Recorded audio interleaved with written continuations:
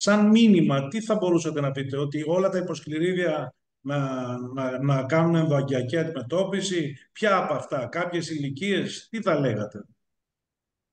Εντάξει, σαφέστατα όχι όλα. Καταρχάς, θα πρέπει ενδεχομένως καταρχάς πρέπει να αποκτήσουμε εμπειρία και στον ελληνικό χώρο. Σας έδειξα όλες τις μελέτες από όλο τον κόσμο και εμείς ακόμα και έτσι είμαστε λίγο διστακτικοί στο να μπούμε σε καινούργια πράγματα, το οποίο είναι ένα πρόβλημα. Φαντάζομαι ότι θα πρέπει κανείς να διαχωρίζει τους τύπους πνευματομάτων. Είναι λίγο άγνωστα όλα αυτά, αλλά ίσως ένα αιμάτωμα το οποίο είναι σαφέστερα τραυματικής αιτιολογίας, καταρχήν αυτά τις περισσότερες φορές θα έχουν και κλινική απέτηση να γίνουν, γιατί μπορεί να δημιουργούν χωροκατακτητική σημειολογία και θα πρέπει να χειρουργηθούν. Επομένως αυτά δεν υπάρχει λόγος να σκεφτεί κανείς τον εμβολισμό. Αντίθετα, αυτά που φαίνεται να είναι αυτόματα, χρόνια ή να έχουν όλους αυτούς τους χαρακτήρες της πολλαπλής, της πολλαπλής χρονικότητας. Το βλέπουμε πολύ συχνά στην απεικόνηση, να έχει δηλαδή οξέα, χρόνια στοιχεία, μεμβράνες μέσα στο αιμάτωμα. Αυτά θα μπορούσε κανείς να σκεφτεί περισσότερο τον εμβολισμό. Θέλω ξανά να σας πω συγχαρητήρια και θα μου επιτρέψει ο κύριος Αναγνωστόπουλος και ο κύριος Κόγιας, πριν ξεκινήσουμε τη συζήτηση για τα περιστατικά, εδώ μέσα να βάλουμε τις ερωτήσεις από όλους μας που εγείρονται. Και θέλω να σας διαβάσω μία ερώτηση που έχει κάνει ο κύριος Παπασιλέκας. Αφού λέει συγχαρητήρια για τις παρουσιάσεις, λέει: μπορεί ο κύριος Ματατζής να σχολιάσει τον αμφωτερόβλεπτο εμβολισμό της μέσης μηνικής που βλέπουμε να συζητείται το τελευταίο διάστημα? Και εγώ προσθέτω, τι εμπειρία υπάρχει σε εσά στη Θεσσαλονίκη, πόσα περιστατικά τέτοια τα αντιμετωπίζετε με αυτόν τον τρόπο? Η εμπειρία μας, όπως είπα από την αρχή, είναι μόλις ξεκίνησε. Καταρχήν προσωπικά έχω και λίγο χρόνο. Έχω μόνο 2 έτη που είμαι στη Θεσσαλονίκη. Επομένως και με τον κύριο Φόρογλου και τον κύριο Κόγια έχουμε κάνει συζητήσεις να ξεκινήσουμε αρκετά πράγματα τα οποία βρίσκονται σε πολύ αρχή. Επομένως δεν είναι πολύ μεγάλη εμπειρία και το είπα από την αρχή. Και γι' αυτό και δεν είχα ένα περιστατικό που κάναμε, δεν είχε νόημα να δείξω τον εμβολισμό εφόσον δεν είχαμε και έτσι κάποιο θεαματικό αποτέλεσμα στο follow-up, τουλάχιστον στο πρώτο follow-up που κάναμε. Σίγουρα χρειαζόμαστε περισσότερα περιστατικά. Τώρα, για τον αμφωτερόπλευρο εμβολισμό της μέσης μηνυγκικής, ε, θεωρώ πως δεν υπάρχει κάποιο θέμα κινδύνου, ιδιαίτερα εφόσον κανείς εμβολήσει τη μέση μηνυγκική από ασφαλές σημείο. Δηλαδή το αμφωτερόπλευρο δεν θεωρώ, αν χρειάζεται, ότι δεν αυξάνει τον κίνδυνο. Τώρα δεν ξέρω αν ο κ. Παπατσιλέκας εννοεί αμφωτερόπλευρο εμβολισμό σε ετερόπλευρο μάτωμα. Δηλαδή να κάνει εμβολισμό του φυσιολογικού ημισφαιρίου για αιμάτωμα από τη μία πλευρά. Δεν το διευκρινίζει, δεν ξέρω. Σε αυτή την περίπτωση, γιατί πραγματικά δεν το έδειξα, αλλά υπάρχουν όντως, μάλλον το ανέφερα, ότι υπάρχουν αναστομώσεις από τη μία προς την άλλη πλευρά, αλλά νομίζω πως αν κανείς δεν τις βλέπει αγγιογραφικά, δεν νομίζω ότι χρειάζεται να γίνει εμβολισμός από την φυσιολογική πλευρά. Μόλις Αν τώρα όμως έστειλε υπάρχουν μήνυμα και μιλάει αμφωτερόβλεπρα ετερόβλεπτο. αιμάτωμα, Μόλις τώρα έστειλε μήνυμα και λέει, μιλάει για τον ετερόβλεπτο. ετερόπλευρο, αλλά να γίνουν και οι δύο μέσεις μηνυγικές. Ε, δεν υπάρχει κάτι σαφέστα, ούτε βιβλιογραφικά, ούτε έχει απαντηθεί το ερώτημα. Το ότι υπάρχουν αναστομώσεις το γνωρίζουμε. Αν αποδειχτεί κάποια στιγμή ότι πραγματικά αυτός είναι ο λόγος κάποιων αποτυχιών, πιθανώς να το κάνουμε ρουτίνα. Επί του παρόντος νομίζω ότι σαφέστατα μπορεί κανείς να αγγιογραφήσει και τις δυο πλευρές, αλλά εφόσον δεν φαίνονται αυτές οι αναστομώσεις, δεν νομίζω ότι... Δηλαδή εγώ δεν θα εμβόλιζα τη φυσιολογική πλευρά για... Φαντάζομαι όλοι μας θα αναγνωρίσουμε ότι θα υπάρξει και ένα άλλο θέμα, οικονομοτεχνικό. με δεδομένο ότι το κόστος μιας τρύπας ενός υποσκληριδίου αιματώματος είναι ελάχιστο και ενώ μια αγγιογραφία ή ένας εμβολισμός για ένα υποσκληρίδιο θα έχει ένα τεράστιο κόστος και δεν ξέρω Όχι, πόσο θα μπορούσε. ευτυχώς το συγκεκριμένο, και αυτό καλά κάνετε και το λέτε, γιατί είναι σημαντικό και ίσως να ξεκαθαριστεί για να μην υπάρχει και ο αντίστοιχος φόβος. Ιδίως για τα particles είναι πάμφθηνα και η αγγιογραφία δεν νομίζω ότι είναι κάτι φοβερό. Ένας καθετήρας δηλαδή ουσιαστικά είναι, τα particles είναι όπως είπα φτηνά και ανακατεύονται με απλώς και γραφικό. Δεν είναι το υπέρογκο κόστος. Σαφέστατα είναι αν πάμε σε Onyx, γιατί εκεί αν κανείς χρειαστεί να βάλει 2, 3, 4 φιαλίδια, προφανώς όντως θα αυξήσει το κόστος αρκετά για το συγκεκριμένο αντικείμενο, που μπορεί κανείς να πει ότι είναι σίγουρα μια βάση. Αλλά αν χρησιμοποιήσει σωματίδια, ξαναλέω, είναι μια χαμηλού κόστους επέμβαση, δεν είναι κάτι σπουδαίο. Παρακαλώ πολύ όλους τους συναδέλφους, είτε αν ξέρουν πώς να χειριστούν εδώ για να σηκώσουν το χεράκι ή να ανοίξουν το μικρόφωνο, να κάνετε ερωτήσεις. Το τελευταίο ήταν που μας ερέθησε ο κύριος Ματατζής, αλλά υπάρχουν και στα απλά πράγματα. Δηλαδή και εγώ θέλω να ρωτήσω για τις εκπλήσεις, όπως υπόθηκαν, θέλω να ρωτήσω για τις παροχετεύσεις, θέλω να ρωτήσω για τις κορτιζόνες τη στιγμή που πρέπει και την είχαμε κάποιοι άνθρωποι πολλά χρόνια, την χρησιμοποιούσαμε και ιδιαίτερα στις μεγάλες ηλικίες. Επίσης, αν πρέπει να γίνεται post-CT, μετέπειτα για αξονική, με δεδομένο ότι διασφαλίζεσαι ιατρονομικά έτσι ότι το αφαίρεσαι στο αιμάτωμα και όχι ότι μαζεύτηκε κατά τη νύχτα και άρα την άλλη μέρα το πρωί βρίσκεται μέσα. Διάφορες ερωτήσεις θα είχα, αλλά παρακαλώ πολύ εσάς πρώτα. Υπάρχουν κάποιοι και είναι και μαζί μας και ο πρόεδρος της νευροχειρουργικής εταιρείας, κύριε Φρατζόγλου, αν θέλετε να ρωτήσετε, να παρέμβετε κι εσείς, να δώσουμε ένα έναυσμα σε όλους. Ίσως μία ερώτηση, ένα σχολιασμό, αν με επιτρέπετε, Παρακαλώ. για τον κύριο Ματατζή. Έτσι, για να καταλάβουμε και λίγο το θέμα της διαχείρισης, ένας ασθενής στον οποίο θα αποφασίσουμε να κάνουμε ενδαγγειακή αντιμετώπιση, θα χρειαστεί να απασχολήσει αναισθησιολόγο? Ε, Καλή ερώτηση και αυτή, Αυτό το ιδιαίτερα ρωτάω σε γιατί εμάς. στην Ελλάδα μας απασχολεί πάρα πολύ αυτό το ζήτημα. Δηλαδή είναι ένα κέριο θέμα αυτό, το αν χρειαζόμαστε αναισθησιολόγο, αν χρειαζόμαστε μονάδα μετά. Ναι. Αν έχει κανείς την πολυτέλεια να έχει ανησιολόγο εύκολα, θα μπορούσε να το σκεφτεί. Δεν το θεωρώ απαραίτητο στο συγκεκριμένο κομμάτι, και προσωπικά, γνωρίζοντας και το πρόβλημα που έχουμε τους ανησιολόγους, το ξέρετε ότι προσπαθώ να αποφύγω να καταναλώνω τις ώρες που μπορώ να τους έχω για περιστατικά, μπορώ να τα κάνω χωρίς ανησιολόγο. Το συγκεκριμένο, αν ο ασθενής συνεργάζεται και οι περισσότεροι μπορούν να συνεργαστούν, δεν χρειάζεται απαραίτητα.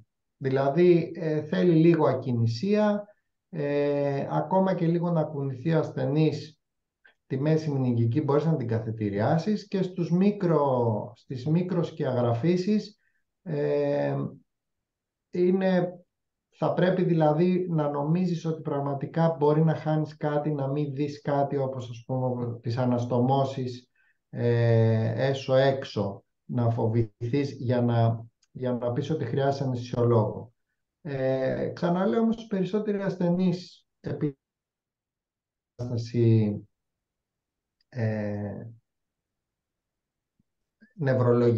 να έχουν νευρολογική σημειολογία, μπορούν να ασθενοηθούν, να συνεργαστούν και μπορεί να γίνει χωρίς αναισθησιολόγο, ακόμα και αν χρειαστεί να δοθεί λίγη καταστολή, που μπορούμε να την κάνουμε και εμείς μόνοι μας αυτή. Δηλαδή λίγο έτσι να είναι λίγο πιο ήρεμος. Τελικά τα υποσκληρίδια αιματώματα μπορεί να είναι κάτι απλό, αλλά βλέπουμε ότι είναι και πολύπλοκο, όπως βέβαια και κάθε τι που έχουμε στην νευροχειρουργική. Κύριε Φρατζόγλου. Ε, Καλησπέρα σε όλους. Καταρχήν, να ευχαριστήσω όλους τους ομιλητές. Αυτό το μάθημα ήταν μάθημα πιο πολύ κατευθυντήριων οδηγιών, γιατί θεωρώ ότι μπορούμε να οδηγηθούμε σε ορισμένα συμπεράσματα από αυτά που πολύ επιτυχώς ακούσαμε από τους ομιλητές. Πρώτον, ότι δεν χρειάζεται πλέον να χρησιμοποιούμε κορτιζόνη. Και το λέω αυτό γιατί παλιότερα αρκετοί συνάδελφοι, ειδικά σε αιματώματα που ήταν μετρίου ή μικρού μεγέθους, βάζανε κορτιζόνη για να μεγαλώσει το αιμάτωμα. Αυτό λοιπόν δεν ισχύει. Άρα δεν χρησιμοποιούμε κορτιζόνη. Δεύτερον, ότι το twist drill κρανιόστομη, άσχετα αν χρησιμοποιείται σε μια κλινική στη Γερμανία, δεν βοηθάει. Θεωρώ ότι βοηθάει καλύτερα να γίνονται 2 ανατρήσεις παρά μία, και είδαμε ότι βοηθάει πράγματι η επικράνεια παροχέτευση. Συμφωνώ και εγώ σε αυτό.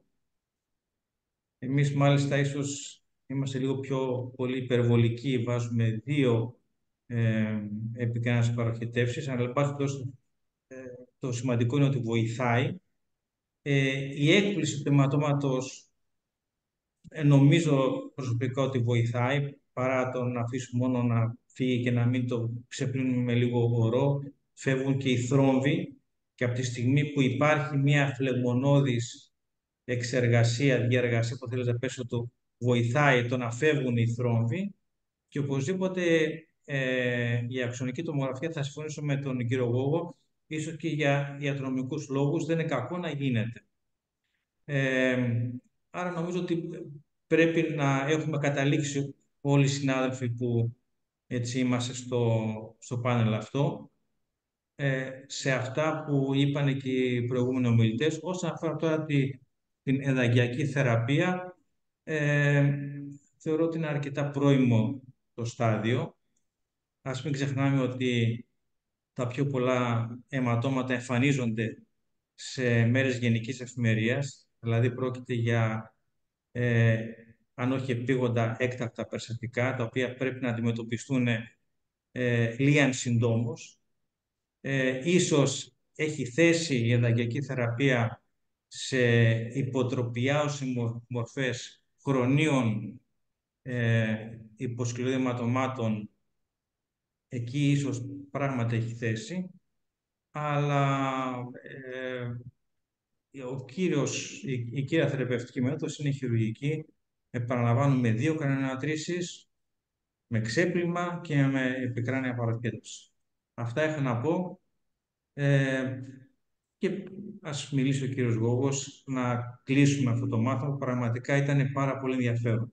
Δεν θα κλείσουμε ακόμα, αγαπητέ Πρόεδρε. Έχουμε ερωτήσεις από τον κύριο Γεωργούτζο, ο οποίος ρωτάει, με βάση τα δεδομένα που παρουσιάστηκαν για το χειρουργικό σκέλος, ποιες είναι οι αποδεδειγμένες ενδείξεις ώστε να πάει κάποιος πρωτογενώς σε κρανιοτομία. Για την Berhol παροχέτευση επίσης υπάρχει δυνατότητα να γίνει με τοπική και ήπια μέθη. Τι γίνεται αναφορικά με το ποσοστό λοιμόξεων σε σχέση με το twist drill? Και δεύτερον, για το κομμάτι της ενδαγγειακής θεραπείας, σε περιπτώσεις που υπάρχει τύπος μεμβράνης τεκμηριωμένα ή ύποπτος για υποτροπή, σε παρένθεση λάμινα ή separated τύπη στην αξονική, θα είχε θέσει ο συνδυασμός χειρουργικής αποκατάστασης για το φαινόμενο όγκου και στη συνέχεια εμβολισμός για το δύσκολο θέμα της υποτροπής και το βάρος που επιφέρει στη συνολική θνητότητα με παράταση της νοσηλείας? Μας ευχαριστεί. Μετά είναι ο κύριος Μαυρίδης, θα τη μεταφέρω. Παρακαλώ πολύ να απαντήσουμε σε αυτό που ρωτάει ο κύριος Γεωργούτου. Ναι, αναφορικά με τα δεδομένα των χειρουργικών επιλογών, στη βιβλιογραφία δεν υπάρχουν ενδείξεις για να επιλέξει κάποιος τη μία ή την άλλη μέθοδο, ούτε υπάρχει κάποια ένδειξη για να πάει κάποιος κατευθείαν σε κρανιοτομία και μεμβρανεκτομία. Και από ό,τι φαίνεται και από τοιχειοποιημένες μελέτες και από τις ανασκοπήσεις, τις συστατικές και τις μετααναλύσεις, δεν υπάρχει πλεονέκτημα της μιας ή της άλλης μεθόδου, ούτε όσον αφορά τα ποσοστά υποτροπών, την νοσηρότητα, τα ποσοστά επιπλοκών, άρα και τα ποσοστά λοιμόξεων κτλ. Τώρα, συμφωνώ ότι η κρανιοανάτρηση μπορεί να γίνει και με τοπική αναισθησία και ήπια μέθη, αν ο ασθενής συνεργάζεται. Ναι. Συμφωνώ.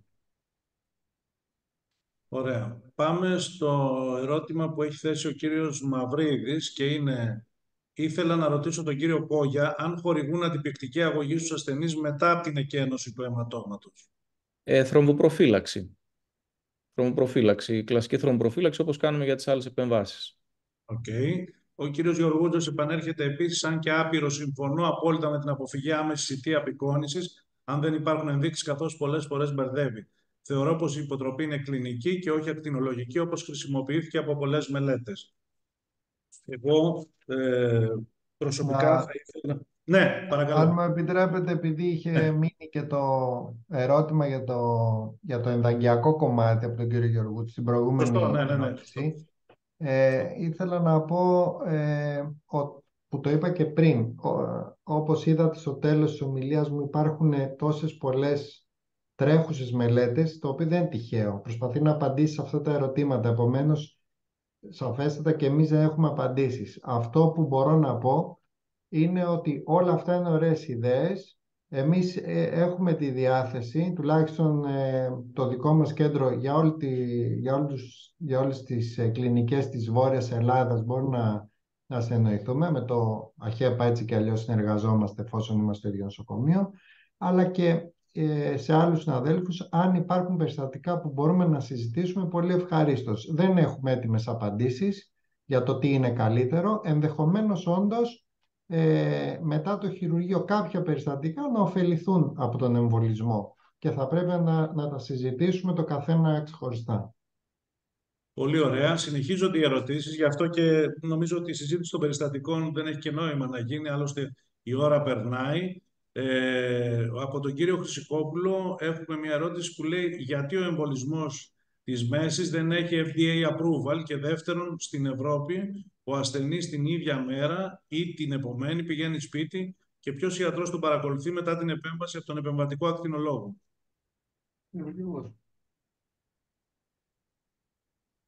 Εμείς καταρχάς συνεργαζόμαστε όχι μόνο στους εμβολισμούς των υποσκληριδίων αιματωμάτων και για όλα τα υπόλοιπα με τους νευροχειρουργούς έχουμε μια πολύ καλή συνεργασία. Αν και προσωπικά, για όσους με ξέρουν, εγώ θεωρώ πως η επεμβατική νευροακτινολογία είναι πλέον κλινική ειδικότητα παρά τις διαφωνίες πολλών και τουλάχιστον προσωπικά έχω μία επαφή με τη διαχείριση των ασθενών, ιδιαίτερα αυτών που αναλαμβάνω. Σε αυτή τη φάση εννοείται σε συνεργασία με τους συναδέλφους νευροχειρουργικής. Περνάω πάντα, τους βλέπω, έχω και επαφή και μετά την έξοδό τους και επομένως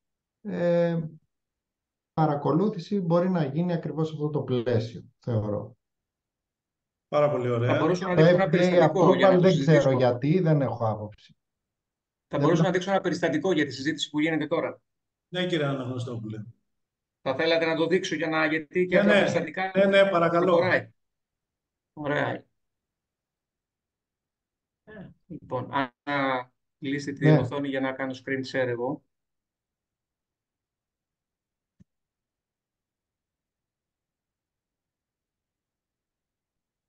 Λοιπόν, δεν είμαστε συνονοημένοι αυτό το περιστατικό που θα δείξω.